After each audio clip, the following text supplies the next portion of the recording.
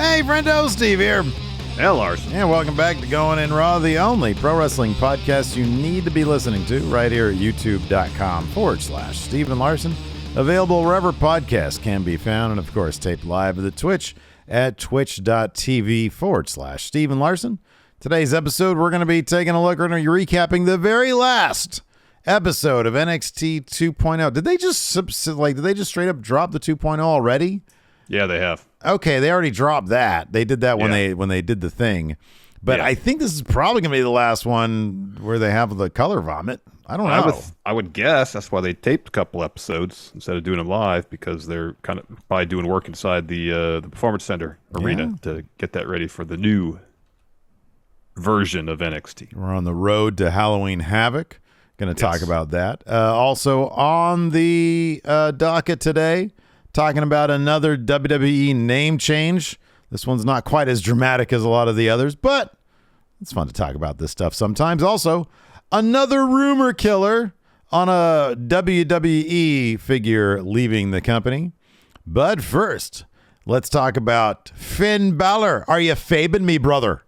We're real huge fans. Real huge fans of Finn Balor here at Going In Raw, of course. And we've been into the work that he's done as a member of Judgment Day since Triple H has taken over creative. There's been an improvement in the creative there with Judgment Day. Oh, absolutely.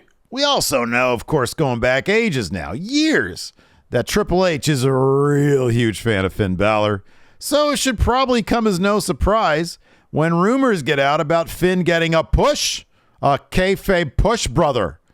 WrestleVotes tweeted this out. WrestleVotes has a pretty good track record as of late. They said this: I'm told that significant plans are lined up for Finn Balor in the future. I don't know exactly what those plans are, but he's a strong favorite of the new leadership group. Expect Finn to play a big role in the foreseeable future of WWE. So Larson, is it possible that once they split these titles again, which is also kind of a rumor that's out there, that leading into WrestleMania, they want these titles to be split, is Finn Balor going to be the next WWE champion? I don't know if I'd go that far, but I will say this. Finn has a match against Edge at Extreme Rules. You want to put some credence into this report? If Finn wins, he's getting a push, brother. I mean, it's going to be overbooked, obviously. Oh, and I feel course. like Finn should win that match just because you can overbook it. You can, totally. 1,000%. Yeah. But Finn needs a win like that. He needs a huge win over a Hall of Famer. Yeah, absolutely. And he needs that. At this point, now we're talking specifically about the Extreme Rules match. Edge has talked relatively recently about, hey, this is probably going to be it for me. He felt he had 3 years left in his career back when he retired the first time around. He's coming up on 3 years now. Yeah. Shouldn't he be putting over in a high profile way guys who are going to be still relevant going forward for the next couple of years? You'd think so. I mean, the only pause I have about Finn winning the match Extreme Rules is an I quit match. Edge isn't going to say I quit based on anything that Finn could do to him in the ring. It's going to take, some plan that Judgment Day has hatched. And I don't know whether it's like Dom pretty much saying, hey, I'm going to bash my dad over the head with this chair unless you say I quit something. I don't know what it is. But it's going to take something like that for Edge to say, okay, I give up, as opposed to Finn putting him in the deal, You know what they could totally do? Include Beth somehow. If Rhea Ripley puts her in some sort of situation. Yeah. You're absolutely right, though. Whether it's Rey Mysterio, Beth, somebody else involved, on principle, he can just be like, all right, I quit. Don't do that. Not because of anything happening to him. But, big picture, I think, look, man, they have done a pretty good job in a short amount of time. Number one, of getting Judgment Day to the point where they're a large part of Raw, and it's working. It's really working. He's probably, especially with his interactions with AJ, the closest we've gotten, even including his time in NXT. This is the closest we've gotten to him being Prince Devitt, that sort of attitude, that sort of swagger. And so that's good to see. And if they just continue along this trajectory where everybody seems so much more comfortable, the Dom Rhea stuff, everybody loves. Yeah. And then they love to pick on Dom. So stuff, it's got heat. It's got reactions. The thing is, on Raw especially, Raw is loaded with people who could carry that WWE title, assuming that comes back to Raw and Roman stays on SmackDown. Cody's coming back probably in about, 4, 5, 6 months or whatever. Mm-hmm. Seth Rollins, of course, is still there. Yeah, you got Lashley. Lashley's there. Owens is a big name. You got a lot of people, but if you put Finn up there with those guys and he's able to you still have Austin Theory over there. Although I guess he technically could go either way because he's got Money in the Bank. Yeah. You got a lot of pieces there. It wouldn't shock me to see that, or even maybe at some point Judgment Day picks a fight with Bobby Lashley. Maybe he gets the Lashley rub down the line. I could see that as well, and Finn carrying that U.S. title and Judgment Day being so prominent on Raw, that would also elevate that title as well. So I'd love to see it. I feel like throughout his career, besides NXT, in that moment he got the Universal Championship, it was like, and then we find out like later on, well, Finn was probably going to end up doing the job to Brock Lesnar. Well, it ain't like that anymore. So yeah, man, I'm down for it. I think that'd be awesome. What we all been waiting for a long time, I think. Yep. Agreed. So apparently there's been rumors floating around on Twitter that Kevin Dunn, of course, he is the executive production. He's the TV director. Yeah, he's head production guy over there at WWE. Yeah. Well, there's rumors going around that he was done with WWE. Well, for those of you who are not a fan of Kevin Dunn's production style, sorry to disappoint, but PW Insider's reporting that, quote, there is nothing to the rumors, and Dunn's status is, quote, 100% unchanged with the company, and anyone who is claiming otherwise is 100,000% incorrect in their claims. Yeah, still there. This is not shocking. I mean, I think, if I'm not mistaken, on one of those conference calls, Triple H referred to him as being a large part of the company moving forward into the future.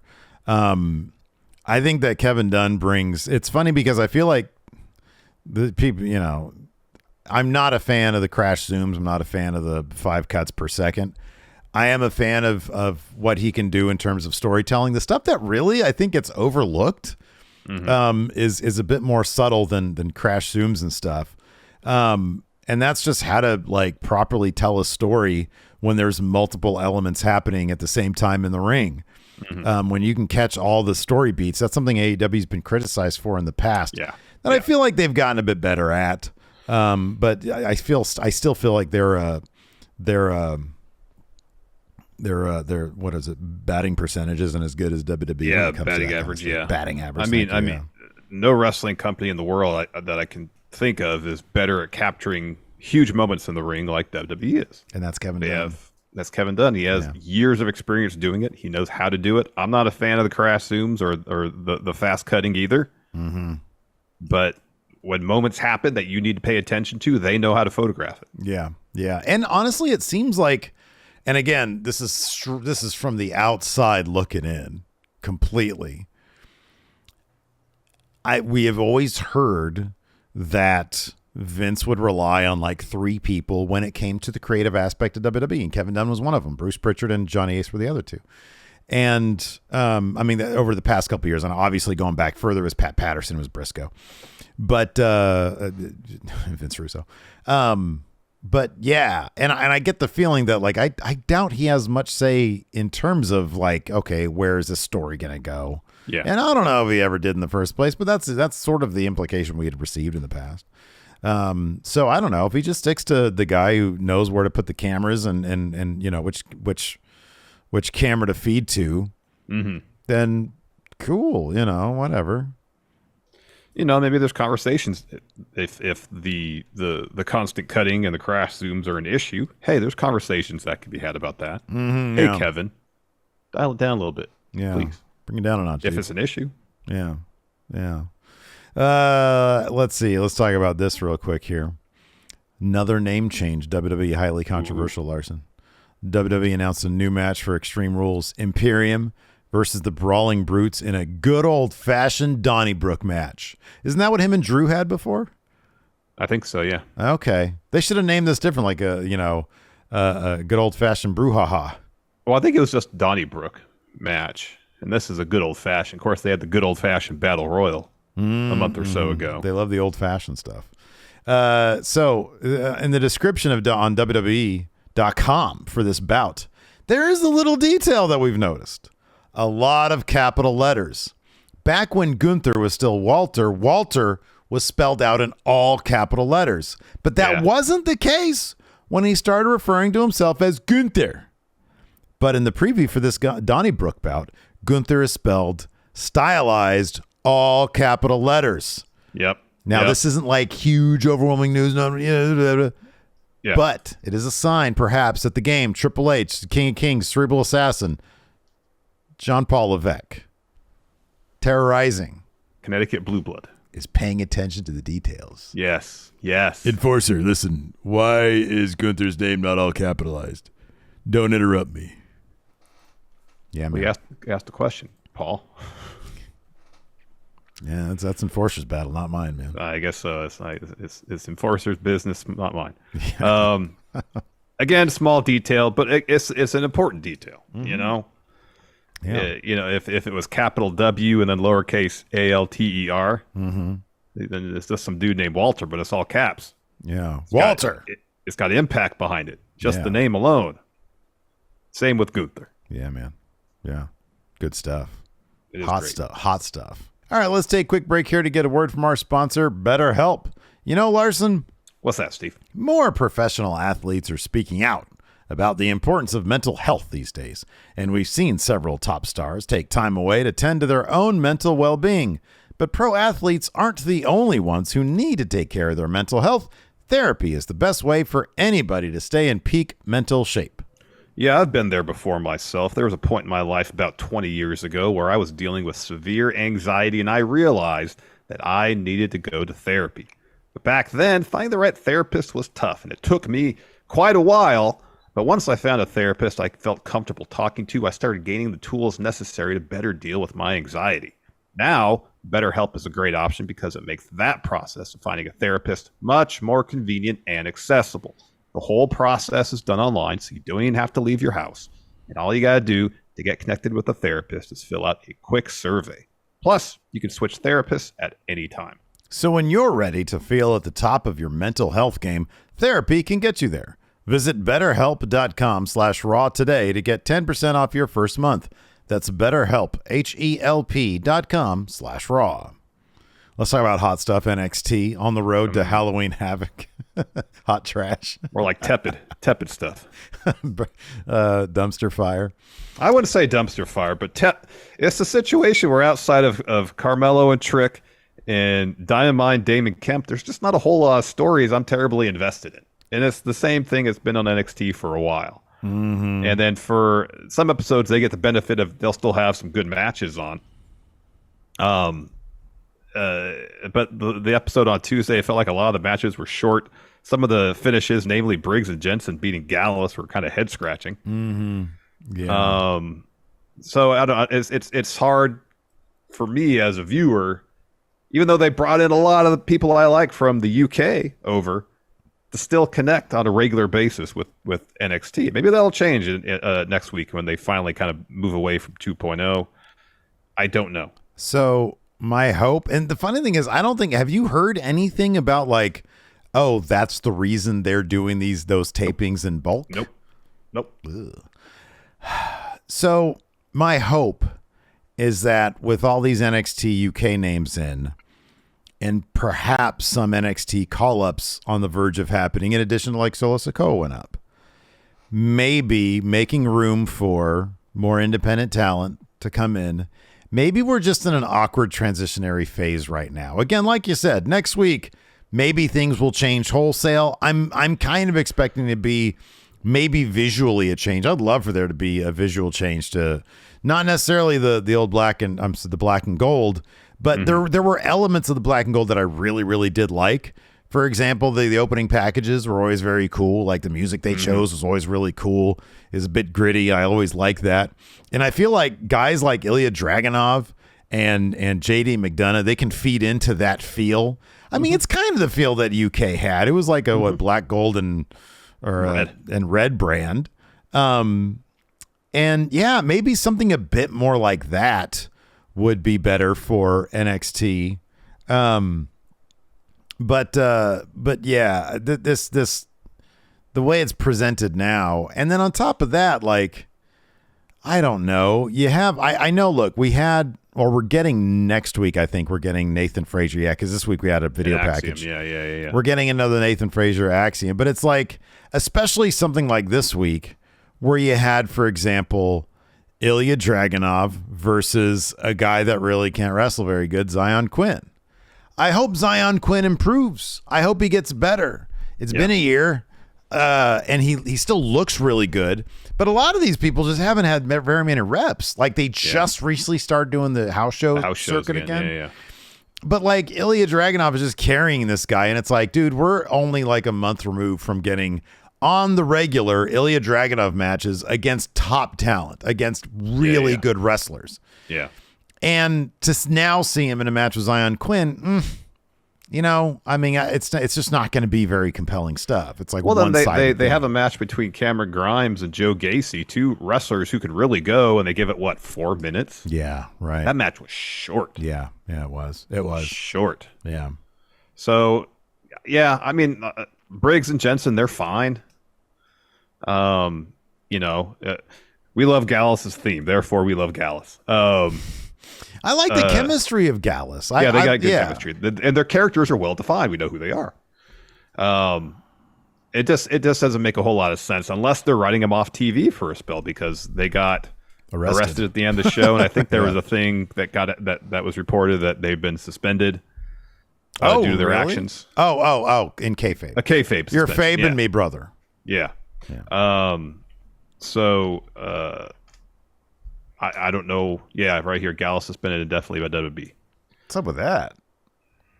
Only thing I can think of is they're writing them off for a spell. I don't know why. Yeah, that's weird. I wonder if it's yeah, that is weird. I don't know why that would be. Maybe there's visa issues. I don't know. Here's the thing about Gallus is they were such a product of, or they benefited so much. A lot of these UK people did. They benefited from the relationships that had been forged over the past, 3 years or whatever in UK, and their experience prior to that. They had developed a natural chemistry. Oh, yeah. Now they're just sort of been dropped into NXT with people they haven't really experienced much with before, if at all. People who are still trying to figure out their own characters. People who are extremely young, like Jensen is like, I don't know, 22 or something, like 21. Early 20s, yeah. And so the chemistry's not going to be there. And so a lot of what makes Gallus is it's like, yeah, they're like, similar in a way to the Brawling Brutes. It's three guys who are really close to them, are brothers. They're brawlers. They like to drink. They like to throw hands. That's their thing. They're bad guys now in NXT. Whereas in UK, they were just themselves. They weren't really bad guys or good guys. Like, they would do whatever needed to be done against whoever needed to be done. You can have Gallus versus, a couple of good guys, or Gallus against a couple of bad guys. They were just who they were. Depending on the story they were trying to tell. A lot of people in UK were like that because it was just people. It was just relations. That's why we liked it so much. But in NXT, they get plopped down in there, and they can't really do that because it's more delineated between good guys and bad guys. Yeah. So Gallus had some sharp-looking shirts. Mint colored. Yeah, I like them quite a bit. Not on WWE Shop. Not on WWE Shop, really? No. What the hell? It's just simple mint, their logo on it. NXT UK merch was never available in America. For the most part, they had their own UK shop. Yeah. That I tried to order from, and they said, no, you can't do it. No, sorry. Can't have our shirts. So, yeah, I don't know, man. What Halloween Havoc is coming up. We've got Ilya versus JD McDonough and Braun Breaker. And that was set up in this episode as a triple threat, which was kind of funny. So we'll just dive into it. So Ilya comes out. The Czar says, last time I was in NXT, I conquered the unbeatable machine to become champion. Of course, he's talking about Gunther, Walter. He says, I walked into this place like it was a coliseum. I endured, I suffered, and I succeeded in front of all of you with a heart like a gladiator. He talks so poetically. I love Ilya. He really does. He says, armed with this dude, by the way, we were cracking up on our watch along because he was wearing a turtleneck like he does, but a blazer over it, and he was sweating buckets. Yeah, it was probably hot. So he says, just a burning will and a human perseverance. I became the Tsar because pain has always been my best friend. He says, so I return to repeat history to achieve my destiny. One more time, I'll beat an unbeatable machine to claim gold. But this time his name is not Gunther. His name is Braun Breaker. Yeah. But before Braun Breaker comes out, JD McDonough comes out. He says, the people don't know you as well as I know you. You're a dirty, sneaky little rat. And I'm not surprised you followed me to America. And Ilya's like, dude, I seem to remember beating you and forcing you out of the UK. And JD says, yeah, but here's the thing. You might have beat me, but your body was so battered after I was through with you that you didn't even get to keep your title. He says, how is that broken ankle, by the way? Has it healed up? You better hope I don't have to find out. He says, let me make one thing clear. This is not your time. This is my time. So if I was you, I'd stay where you were the last few months on the sidelines. If I have to stop you one more time, just one more time, I swear to God, I'm going to end your career. And then Braun, yeah, comes out next, says, with everything going on, I was wondering when you were going to show up. Welcome to NXT, Ilya. You're a warrior, but with all due respect, this NXT title is going nowhere. And then JD goes, hold on. Use your brain, meathead. I'm the number one contender for that title, and I've just had a great idea. How about the two of you beat the snot out of each other? And after that, what? Sorry, I was about to mention, the crowd right here starts chanting triple threat. And JD shoots that down. So then, he does. Then continue. Sorry. He says, and I'll take my shot after that. And then Braun asks JD if he really thinks he's going to fall for that. He says, after all the props I gave you for your high in-ring IQ, I'm the champ. You're number one contender. Ilya, you never lost your title. So if my math is correct, and it always is, JD has a 33 1/3% chance of winning. I say we make this a triple threat match. I'll see you boys at Halloween Havoc. Yeah, the crowd just gave me a good idea. And then the crowd started chanting Steiner math. Yeah, Steiner math. He's so tickled with himself when he does Steiner math. I know. When he says my math is always correct, he had a huge grin on his face. Cheesy grin on his face. After that, we're backstage, and a big fight has broken out between Gallus, Briggs, and Jensen. Security tries their best to break it up. Unfortunately, Hank Walker is no longer security, so he can't be there. Yeah, he can't be there to break it up. You guys need to stop doing that. After that, we have toxic attraction. After that, we got toxic attraction. Oh, they're hot. So anyways, Mandy says she knows Alba Fire's watching. She says, but Fallon Henley's about to find out what happens when you cross the baddest bitch in the game. She says, so put down your bat. Get ready to take some notes. Next, Schism video package. I didn't take any notes from that. After that, we had Fallon Henley versus Mandy Rose. The one thing about this Schism video package is that sometimes I'll pay attention to them just to find out, just to listen in, to hear if Gibson drops a Beatles reference in the promos. Or a reference to his old promos. Like he says, recognized. Yeah, recognized. Soon. Yeah, I didn't notice this time. Then we had Fallon Henley versus Mandy Rose. Mandy gets the win here. Finish saw Mandy block a DDT, hits the running knee to get the win. We get a Mandy promo. She says, Alba Fire is jealous that I conquered 2 continents and unified 2 titles while you were busy throwing another log on the fire. You can keep that fire going, but you're looking at a woman who starts them, so this is your last chance. And then Alba shows up on the Tron, and she's got her bat on fire, and she puts it down and lights and new, hashtag and new. I do appreciate in your notes here, it says Alba throws up on the Tron. Shows up. Instead of shows up. Yeah. Alba shows up. Yeah. It's like me training at the Blackpool Combat Club. Her vomit shows up, and her vomit spells and new. And new, and then she lights it on fire, yes. It smells like burning vomit. You're disgusting. That's really gross right there. Next we had this Apollo Crews video package. So it's him talking about his visions again. So he says Waller tried to blind me, but in Waller's match, his presence blinded Waller from an opportunity at the North American title. Everything still has a haze to it, but one image sticks out crystal clear. And they cut to a shot of Waller, which looks like the worst case of pink eye I've ever seen. Oh, dude, so many people farted in his face. It looks like it, yeah. And so Cruz tells Waller to keep an eye out because I'm not done with you, bitch. I'm going to fast forward to Grayson Waller's interview here because the first question he was asked was, what do you think Apollo Crews' vision? The thing about a vision is that only Apollo Crews could see it. Dude, this is why I just get the feeling that Heartbreak is there with Shawn Michaels there with his typewriter, and he's trying his best, but he doesn't know the conventions of sci-fi movies and stuff. Like, I just feel like he's not really like hip to the language of proper narrative storytelling.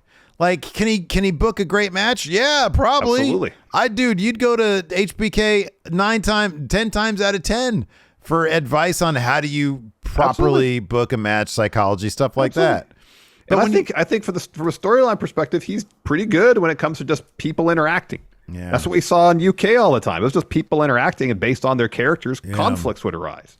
And that was good stuff. But this high concept bullshit of like, it just doesn't, it's like, wait, why can Waller see? Why are we all privy to his visions? That doesn't. We should be, because we're the viewer of this fictional world. We should be privy. No one in that fictional world should be privy to those visions except for Apollo Crews. Yeah. Like, even if it was just Waller who somehow like was able to see it, and like nobody else was, like Waller says, "Oh, I saw his vision too, and I had pink eye in it." You know, so I had to put like a wet cloth over my eyes for the morning. Yeah, I had to go get some eye drops from the doctor. I used to get pink eye when I was a kid. My mom would put, sometimes my eyes would get stuck closed. Mm-hmm. That was horrible. Yeah, it's not fun. No, man, not at all. Anyways, so yeah, these people all need to have their eyes checked. So Ilya walks backstage, and my favorite Taiki Waititi character in NXT, Zion Quinn, steps up to him because honestly, dude, he comes off like a bully in a Taika Waititi movie. He's hilarious without really wanting to be hilarious. Yeah. He says, so Zion steps up to him, says, I heard a lot about you. All that hype for nothing. In the book of Zion, you couldn't carry that weight that comes with being champ, much less get a second championship. He says, I haven't got a chance to carry the ball. Maybe because everyone knows if I carry the ball, no one will be able to take it from me. And he says, I've heard a lot about Zion Quinn. Unlimited potential, but a complete mental moron. He says, no one will ever call you a champ, but let's see who's right. The ball's in your court. Yeah. So that's his way of challenging to a match. Zion just cracks me up, but he's not supposed to make me laugh. He's supposed to be intimidating. So. I think so. Yeah. I think so. Next, we got Wes Lee versus Tony D'Angelo. This is a qualifying match, North American title ladder match at Halloween Havoc.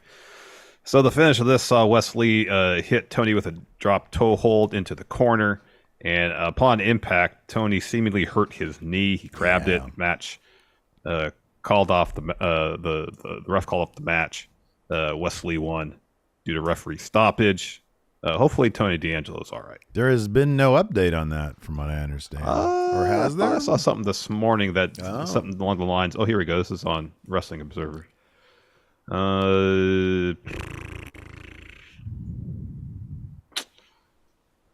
That's what Dave said on Wrestling Observer Radio. From what I understand, it's not that bad in the sense that I don't think it's major surgery or anything, because I've heard he'll be back sooner than you would think, but he is hurt. Okay. So hopefully no surgery. Cool. Hopefully he had a hard time getting up. He tried to get up and he couldn't do it. Yeah. So. That's rough. After that, we had a Trick and Mello interview. Mello says, I don't feel anything. He's asked about what are your thoughts on Wesley. On Wesley, yeah. He says, I don't feel anything about Wesley, but you might want to ask him how he feels about Trick and I putting his head into a locker and slamming it 2 weeks ago. And then Ora Mensa steps in, the former Oliver Miller, introduces Oliver Carter. Oliver Miller was an NBA player. Says Oliver Miller. Says it's a pleasure. Brad Miller steps in. Says it's a pleasure meeting Mello and meeting you guys. I look forward to facing you, Mello. Wes and whoever else gets in the ladder match. And Mello says, I know who you are. I respect the drip. We could all hang out. We can make you a T-shirt. But at Halloween Havoc, it's every man for themselves, Playboy. And Oro says, I'm looking forward to it. And he says, okay, Oliver Miller. Goodbye.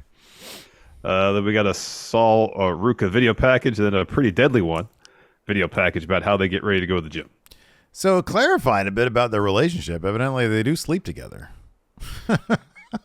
Like this is like a comedic thing, but also it's like, okay, so are they're like a couple? Is that the situation? Is that what you like? If you were to watch this, wasn't that the conclusion you'd come to? I could see someone making that conclusion for sure. They're like feeding each other and stuff. That's cool. Maybe they're just really loose about it. They're like, when it suits our needs, we do that. Or when we can go outside that relationship, we could do that too. I don't know. They're just fucking everything that moves, man. It's like we're just really horny guys. Oh man. Anyways, after that we had Amari Miller versus Sol Ruka. They gave this match 4 minutes and 55 seconds. I know that because we were betting channel points over at MF Steve here. And the over-under was 5 minutes. Gotcha. Just barely got the under, just barely. Yeah, Saul wins this with a cool double flipping leg drop type deal. Yeah, that was cool. That was neat. She looked pretty good in the ring. Yeah. Yeah. Then we're backstage again. Security's trying to eject at least Joe Coffey from the Performance Center, and he pushes one of them down. Oh, yeah. Joe Coffey. After that, we had Cameron Grimes versus Joe Gacy. Why do you think this was so short? I have no idea. Like this is a big time feud right here. Well, I mean, for NXT it is. Right. It's been going on for months now. Like it you has think? been. I mean, are they going to guess this can't be their blow off then? You got to take that to Halloween Havoc, right? Maybe. Yeah. So Grimes is looking for a cave-in. Dyad distract him, and then Gacy. Even the finish of this was a mess because like Drake was in the ring when Gacy hit his finish. Yeah. It was a mess. Anyways, Gacy wins. They should do a cinematic at Halloween Havoc for this feud here. Oh, that sounds like a terrible idea. Just an absolutely horrendous idea. You don't like that idea, really? No. Just like a 15-minute long mini movie with Gacy and Grimes? Pass. Oh, well, I like to see that. NXT has not had a great track record with the cinematic matches. That is true. Let's see. After that, we had that Grayson Waller interview where he says, he says, of course I saw Cruz's vision. He says, but they don't all come true, right? He says, I'm not Nostradamus. He says, you see what color my eyes were in that vision? Oh. And Mackenzie's like, she's trying to get around the visions. She's trying to fool the vision. Says, if you're so nervous, why don't you just stay home? And then he drops the worst news I've heard all week. He says, no, because next week I've got 2 guests on the second episode of The Waller Effect. So he's got Roxanne Perez and Cora Jade, 2 people who just, look, man, I know they're trying, but their characters just have not connected with me at all. They're really good in the ring, and I will give them that, and that matters so much. But from a story perspective, from a character perspective, Perez and Cora Jade do nothing for me. And they're going to be on the Waller Effect, which I thought was a one-time goof that they did to make fun of how bad TV segments are or talk show segments are. Yeah, no, it's going to be its own bad talk show segment. I'm not happy about that. Yeah, I'm not looking forward to it terribly either. Then we got Nikita Lyons versus Caden Carter. Waller says, I'll just hire extra security. That's you can't hire me anymore. I'm a wrestler. After that, we had Nikita Kronis versus Caden Carter. Kronis wins with a spin kick and does that splits cover. So I'm assuming that Katana Chase Katana Chase and Zoe Starks have Katana Chance. What did I call her? Chase. Katana Chance. Chance, yeah. Versus Zoe Starks. Yeah, I don't think that's happened yet. Yeah, I think they're probably gonna have a match, and the other one will pick up the win. And it'll be Halloween Havoc. They'll have the tag title fight. Yeah. Then we got a Chase U video package. Steve, put up your U. Chase says after pinning Mello last week, he's gotten the spot in a North American qualifier match, and he's going to face Von Wagner. He says, I haven't beat Von yet, but I'm going to beat him this time, and I'm going to win the North American title at Halloween Havoc. And then it was a press conference / rally. And there's a reporter there named Dave. Dave, yeah. And he takes a question from Dave, and Dave asks Chase how he feels considering he's never beat Vaughn. Mm-hmm. And then, of course, Chase starts cussing at him. And he says, I'm going to think of you, Dave, every time I'm punching Vaughn in the face. You think that's a fucking 5-star question? That's what he said. That's what really put the Meltzer connection there. You think it's a 5-star fucking question? Yeah. It's pretty funny. I like Andre Chase. It's sort of a goof character. After that, we had a video package with Axiom and Nathan Frazier. Again, I feel like Nathan Frazier is one of those guys who's going to need a little bit more than just I'm a nice guy who plays soccer.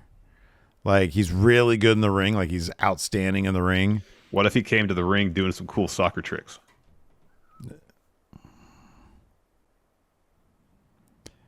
I feel like that's a limited ceiling. Character-wise. Although, if you're at like a pizza cookery type situation, what if he does a Luigi Primo type deal and does cool soccer tricks during the match? Look, dude, if that guy can get out the face, if he's dribbling the soccer ball the whole time while doing shit, but he's got to have the Luigi Primo face movements. Oh man, that dude was wildly funny, and then he just got knocked out by fucking Garcia. That was so funny. Garcia knocked him out. After that, we had Zion Quinn versus Ilya Dragunov Tsar. Ilya gets the win. He carries this entire match. Like, everything that was happening, he was just like literally leading Zion into every move. Like, okay, now do this. This is how you put on a 4-star classic. So Ilya got the win here with a torpedo thing. Yeah. Then we got a Wendy Chu Lash Legend video package. They got a match coming up. Then we got Brutus Creed versus Damon Kemp. Yeah. This was short. Brutus sends Kemp out of the ring with a pounce, and then Kemp grabs a chair and starts beating the hell out of Brutus with it. Yeah. In the ring, out of the ring. So then Brutus, I don't know why I put Julius wins by DQ in the notes. Match against Brutus. Julius wasn't even out there. So anyways, Brutus wins by DQ, and so after Kemp is done beating up Brutus, not Julius, with the chair, he yells at the camera, Julius Creed, if you want some, come get some. He wants Prime Creed. Let's be honest. Let's be completely honest with you. Julius is Prime Creed.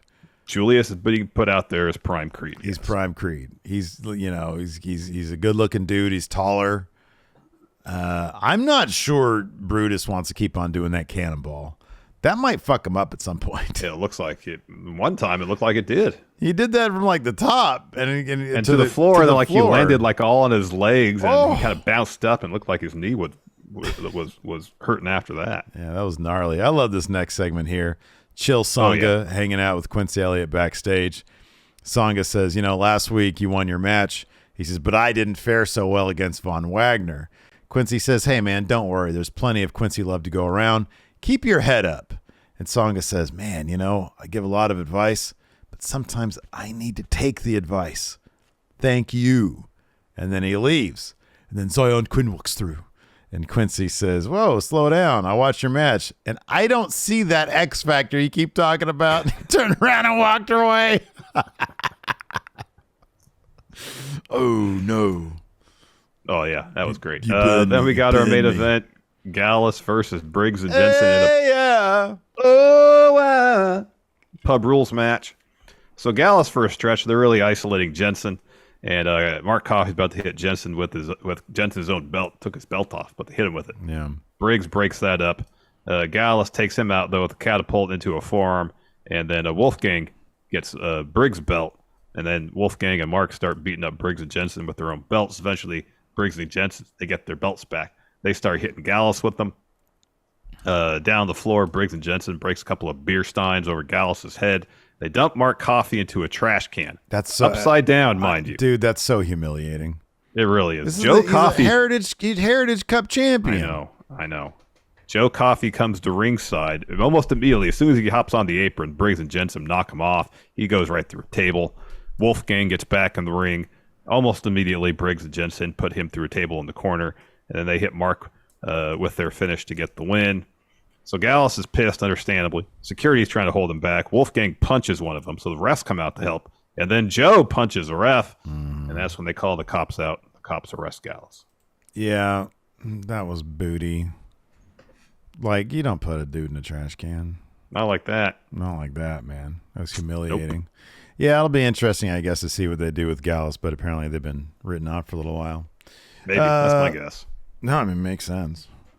We got a couple questions here. I put up a questions thread when we started up our NXT thing, so we got a couple minutes left, so we can answer some questions. Sure. Blake Whitehouse says, if the White Rabbit doesn't reveal itself at Extreme Rules, how long can they keep the mystery up until people lose interest?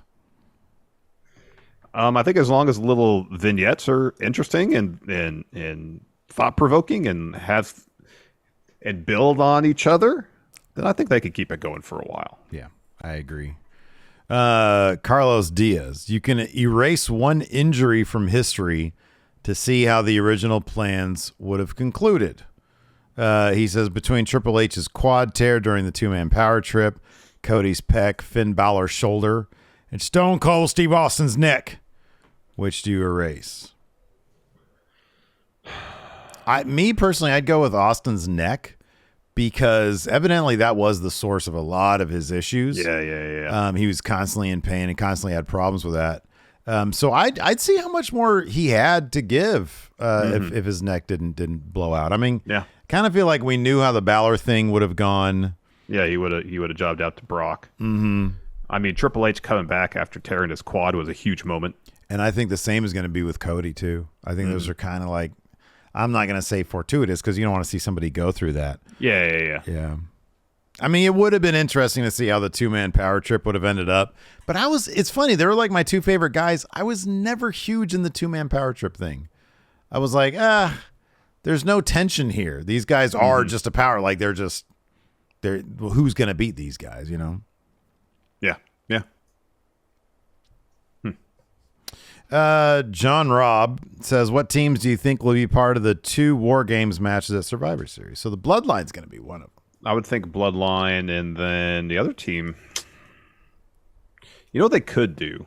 I mean, it doesn't really have any bearing necessarily story-wise, necessarily. Although maybe with AJ versus Sammy happening, it kind of does. If you have 3 3-man teams, you get Bloodline, Judgment Day, and AJ and the Good Brothers. Oh, wow. That's cool. That'd be good. That'd be neat. Let's see when the Good Brothers could even make it. Mm-hmm. I feel like if Sammy's going to be in there, you need Kevin Owens in there because that's probably going to end up being the thing. Or you could have Kevin Owens, AJ, and Gargano. Yeah. Sean Chan. Oh, and then the Damage Control versus Asuka, Bianca, and Alexa. Yeah, or something like that. Yeah. Let's see here. Sean Chan says, will Bray be a face when he returns? He says he thinks it'll be impossible to boo the man. I don't know about impossible. I don't think they should really concern themselves whether he's a face or a heel. Just let him do what he does, whatever the character is. If it's a new character, if they're revisiting, Bray upon his debut, if they're revisiting Firefly Funhouse Bray, just let him be that character and let the stories follow from that rather than forcing him somewhere on the heel face spectrum. So I'm trying to view it as like, okay, who should he feud with first? Like, would you put him up against, like, I would say don't put him up against like a guy like Kevin Owens, because Kevin Owens is really good on the mic and he can like almost immediately point out the silliness of Bray's possible presentation. So you don't want to go with somebody who the crowd's going to be really behind and will buy in on the snark of it. You want somebody who's going to sell Bray's theatrics. It should be Edge. Edge is a good one. Yeah, Edge would sell that shit. Yeah, hardcore. And it's like, that's a good one. That's a good one. Let's see here. Courtney Hammett says, is Soraya's boyfriend, I think his name is Ronnie Radke, I think so, gonna cause any AEW drama? He is prone to controversy, she says. Courtney also says, do you think she'll really change the division for the better?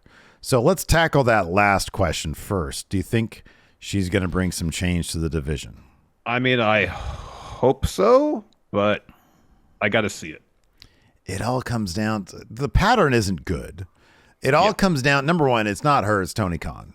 Yeah. It's Tony Khan. And I think there's a perception out there, and I think it's a warranted perception that Tony Khan will cycle through.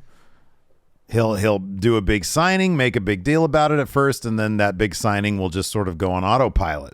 He'll go to the next big signing or the next thing that he wants to have fun with. And I could easily, like, the cynical side of me says this is him saying, hey, people think that I have a problem with the women's division, and I need to, make it look like I don't, and make it look like I want change. So that's why I'm signing you. You're going to come out and you're going to say things are going to change around here. Mm-hmm. But like we're still going to allot 10 to 15 minutes, 10 to 20 minutes in the women's division once a week at 6 to 6:30. But we're going to make it seem more important because you're here now and you're going to say it's important as opposed to doing actually anything. Making like substantial changes. Yeah. Right. So look, when we get a Dynamite with 2 women's matches, I'll say, okay, there's I wouldn't a start. even say a Dynamite. I want to see a series of Dynamites with multiple segments dedicated to the women's division. Multiple segments. But here's the thing. Even if they do one, that's what I'm saying. I'll be surprised. Okay. Well, I thought you meant one Dynamite, but yeah. I don't think one Dynamite is not indicative of change. Exactly. But just let's start with one. Let's start with one. And then we can get to 2. You know what I mean? It's like, oh, wow. If next week they'll have 2 women's division matches, I'll be like, oh, wow, okay. All right. Now let's see what happens next week. And let's see where we're at 3 months from now. Is this going to be a McMahon shakeup? Because remember the McMahon shakeup? That next week, it's like, oh, we had a revival match. Cool. Yeah. Looks like they're pushing something. And then like 2 weeks later, it was just back to the same. It was all crap. back to the same. Yeah. Nothing changed. Yeah, but I'll be interested if we even get one Dynamite. I'll be like, okay, well, we got one Dynamite.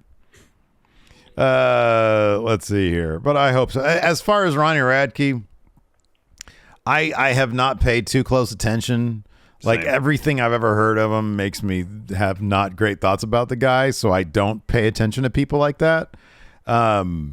Will he cause any AEW drama? I don't know. Probably. Probably. People like that seem to enjoy courting controversy, so it wouldn't shock me if he did. Yeah. So I don't know. Maybe. I don't know. Oh man, this is a no-brainer. It's right to be right says, would Randy Savage be a star in this era? Oh yeah. Oh, yeah. Oh, he'd be huge. Oh, yeah. Oh, yeah. It'd be a huge star. Absolutely. Look at the way I talk and the way I look. How could I not be a star in any era?